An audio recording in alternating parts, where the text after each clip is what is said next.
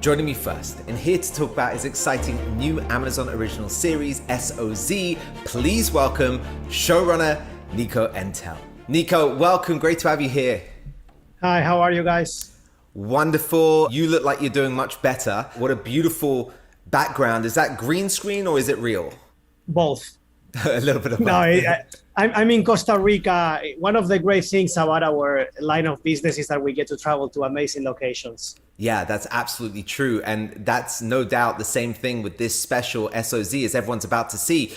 Before we get into our conversation, I know you wanted to do something very special for the audience at Comic-Con at home.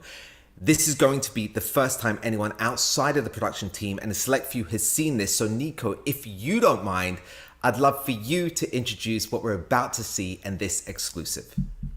First time ever, I am breaking the embargo. I've been looking forward to this opportunity. I come from a documentary background. My first movie, Sins of My Father, starred the son of Pablo Escobar, and it kind of like jump-started the narco genre.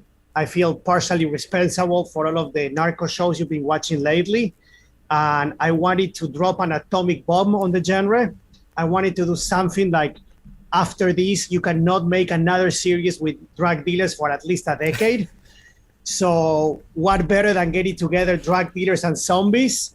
And what you're about to see is a short clip, a trailer of maybe the greatest, for sure, the craziest show ever to come out of Latin America.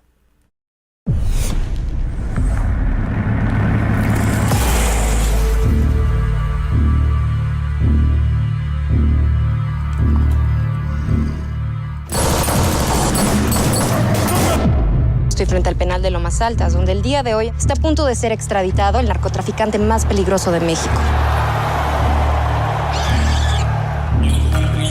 Imagine a drug. It turns an ordinary soldier into an unstoppable fighting machine. ¿Cuándo sales de vacaciones? Hoy. Alonso Marroquín se ha fugado de la prisión Lomas Altas. ¡Ya regresó el patrón, cabrones! Cuando lo encontremos, ese cabrón no habrá decidido jamás largarse. ¡Mando!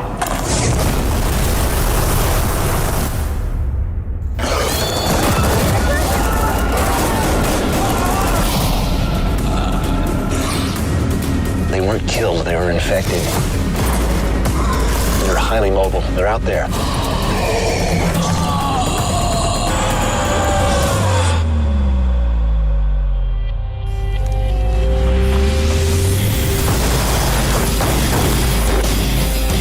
Estaba loco, me intentó matar.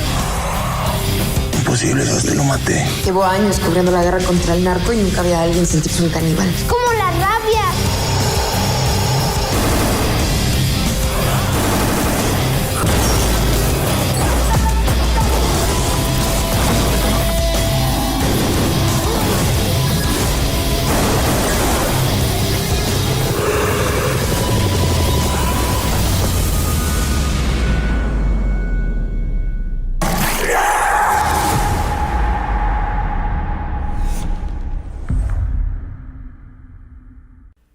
Well, I mean, that intro was everything, and that clip is definitely something you do not see every day. So, Nico, first thing that becomes clear is that SOZ stands for soldiers or zombies. I'm already sold on the name, but can you tell us a bit more about the story? The story takes place mostly in the US. We travel from Mexico to the US. I don't want to give away a lot, but basically we ask ourselves, with an amazing group of writers from both the US and Mexico, guys who work on The Doors and Twin Peaks, but also on Mexican soap operas, kind of like a crazy combination. And we ask ourselves, where would the most wanted outlaw in the world would hide? And the perfect hiding place, we concluded, is the US, because nobody will look for him there. Right. So our anti-hero crosses the border when escaping from prison in Mexico, and he hides in the US. And most of the show takes place in the US, and we have characters from both sides of the border. Now, Nico, I'm definitely oversimplifying here, but we've got narcos in the Mexican desert. There are soldiers and policemen trying to catch them. And then, if that wasn't action-packed enough, we're throwing in zombies for good measure. Take me back. What was the inspiration and where did that come from in bringing this story to life? Don't forget about the press, the DEA, and the US Army. Okay. The inspiration for the show was actually a supposed true story told to me by the son of Pablo Escobar. Legend goes that when his father was hiding deep in the jungle and his son was brought to visit him, they have to have the lights off at night because there were like army helicopters all around. And the son, who was like 7 or 8 at the time, was super bored. So the only thing he could do to entertain himself with candles for the only source of light was doing a spiritism with his father's bodyguards. So I asked myself, what if a drug dealer was calling the spirits of the dead and it actually worked? And that was the starting point to writing this crazy idea. We have a little bit of everything. And basically, it's kind of like a race. All of these different teams are racing to get first to our anti-hero who's trying to escape. And towards the end of the series, we have a very, very big ending, especially for Latin American standards. Lots of effects, explosion, fighting, in which everybody gets together at the same place to his hiding place. So it's action-packed. You know, obviously, you spoke earlier on about working with Escobar's son. As a documentary filmmaker, research must be in your DNA.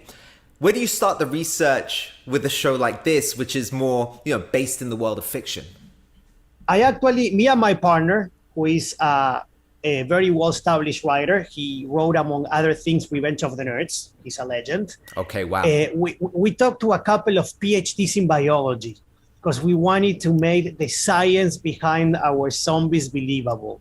So I don't want to give anything away, but we did a lot of homework, and there is a certain logic to how our zombies work, and also depending on how close you were to patient zero, you have different abilities as a zombie. Because basically the presence of the virus is stronger in those that were closer in the chain to patient zero. Now, look, in the recent years, right, we've seen all different kinds of zombies in pop culture. We've seen the fast ones, we've seen the slow ones, we've seen the smart ones, we've seen the not so smart ones. Where do the SOZ zombies fall on the zombie scale? Like, how dangerous are they? And why did you choose to go that route?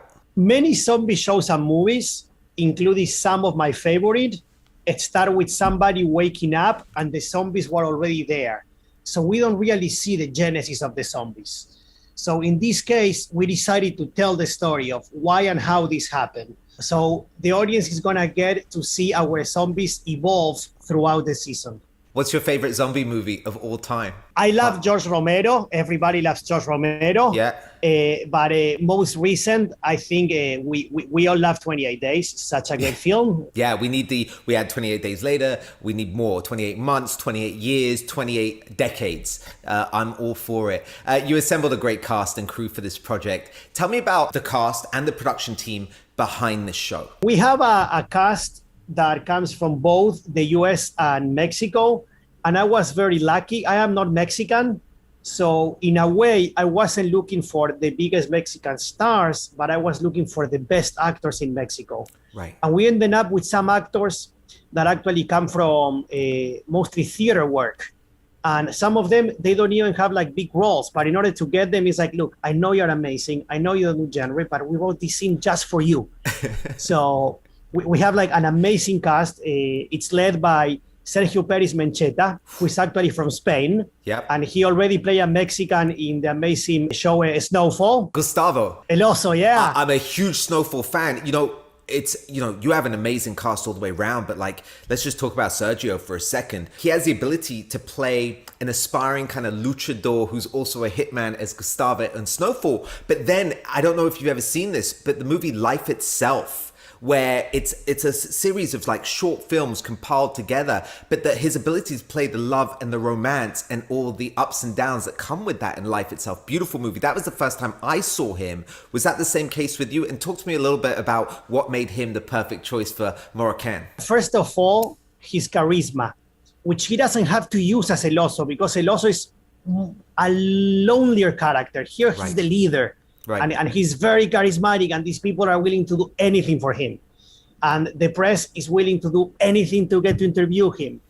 And the Mexican army is willing to do anything to stop him. Most people don't know this. He's one of the most important theater directors in Spain. In addition to his genre TV series work, he has like some very serious, obscure plays. Yeah. And he's very smart, and he brings a lot of great ideas to the table. Like every morning, I would arrive to set and spend like 15, 20 minutes tweaking things with him. And it was always such a great learning experience for me. We are in the presence of somebody who hopefully after the show is going to be one of the biggest stars in Latin America, and hopefully will cross to the US, because I think he's that big. He has that much of a screen presence, and he's very well surrounded here. Because we have Horacio Garcia Rojas from Narcos Mexico. Yep. We have Fatima Molina from Diablero. And what we did with my co-writers, we tried to give every character a special scene, a special moment, as a way of achieving two things. A, attracting great talent.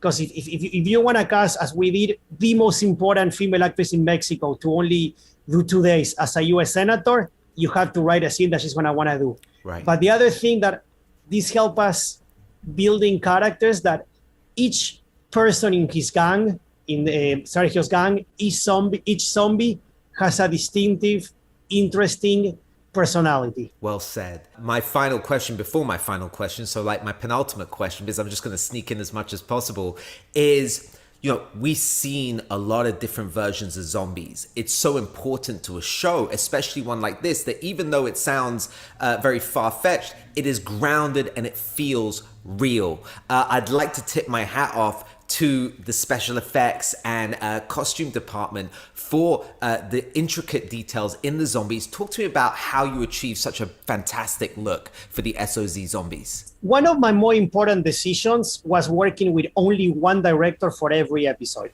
Okay. His name is Rigoberto Castañeda. He did what is probably the most successful horror movie in the history of Mexico. It's called Kilometer 31. And Rigo was instrumental in working with me in creating that zombie look and that zombie something I don't want to give away, and the wardrobe, the makeup, the zombie movement. And it took a lot of time and preparation. And I have to thank Amazon for that, because they gave us the resources to have the time and preparation. I spent 2 weeks in a tennis court with an army of zombies rehearsing their moves.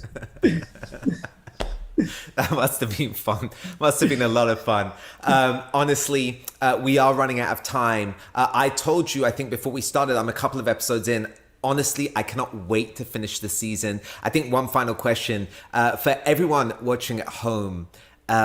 Nico, what is something really special and really unique about SOZ that sets it apart from other shows and makes it a total must watch? I think it works at many levels. First of all, it has elements from many genres. It's a zombie show, it's a drug dealer show, it's a horror show, it's a drama, it has a little bit of comedy. And I think that on the surface, it's very, very entertaining. But under the surface, it's also my ultimate reflection in the so-called war of drugs. I think there is a lot of politics there that don't take anything away from the entertainment factor. But I think there is more than just entertainment. I love the fact that we use some great Spanish rock and roll classics on the soundtrack, some of my favorite songs. Music plays such an important part in all television shows and film. Talk to me a little bit about the music in this show and what was important to you. We have actually 3 generations of drug dealers represented for Marroquin, the leader of the gang, who he's kind of like a rock and roller. Right. And for his scenes, we decided on some Mexican rock and roll classics, such as Molotov, which is probably my favorite Latino band of all times. Yeah. And by the way, I know a lot about Latin rock. I did the documentary on Latin rock. I showed that one. Then we have a second generation or a second style of drug dealers, which are more associated with the norteño, the culture of the north of Mexico. And then what kind of music is that? It's called a regional Mexican, like banda music and narcocorridos. Okay. And then we have the younger members of his band, which their wardrobe and their music refers to like Latino urban music, which is probably the hottest genre in the world these days. Massive. People like Yeah, Bad for Bunny sure. and J Balvin and so on.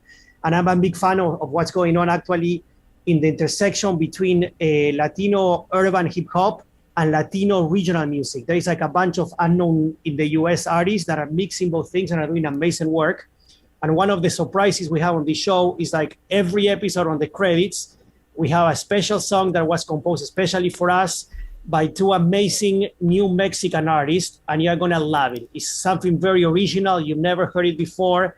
It's the sound of the future. Listen, Nico, this has been such a pleasure. Thank you so much for your time. Everyone at home, SOZ is coming this August to Amazon Prime Video in more than 240 countries and territories worldwide. That is a lot of people, and a lot of people who I know are gonna love this show, Nico. Until then, thank you, showrunner Nico Entel, for joining, and also thank you at home for joining us. Thank you so much, and I hope that next time I get to do this in person.